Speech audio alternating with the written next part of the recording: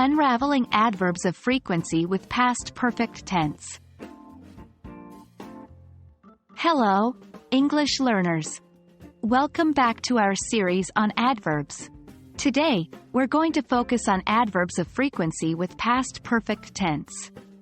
Adverbs of frequency tell us how often something happens, and when combined with the past perfect tense, they help us describe a past frequency or a repeated action that took place before another past event. So, let's get started.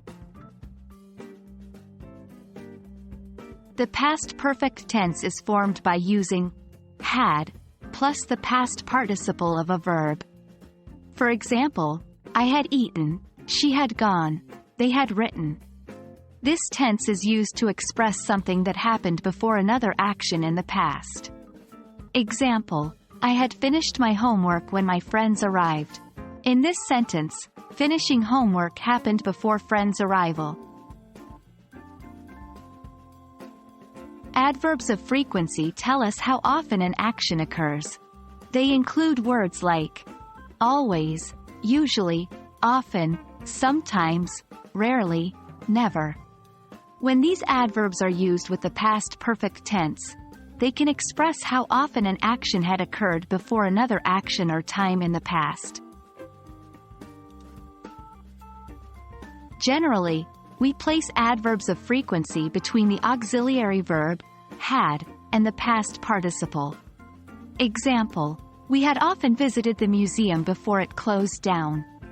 In this sentence, the adverb of frequency, often, is positioned between had and visited. Let's look at some examples of adverbs of frequency with past perfect tense. 1. He had never seen such a beautiful sunset before that day. 2. She had always wanted to visit Paris, and she finally did last year.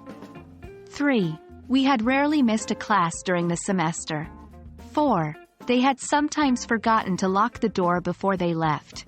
These sentences give us information about the frequency of a past action relative to another past event or time. That's it for today's lesson on adverbs of frequency with past perfect tense. Remember, the key is to use these adverbs between had and the past participle to show how often an action had happened before another action or time in the past. Keep practicing, and you'll soon be able to use these structures with ease. Thanks for joining us, and we look forward to seeing you in our next lesson. Keep learning and keep growing.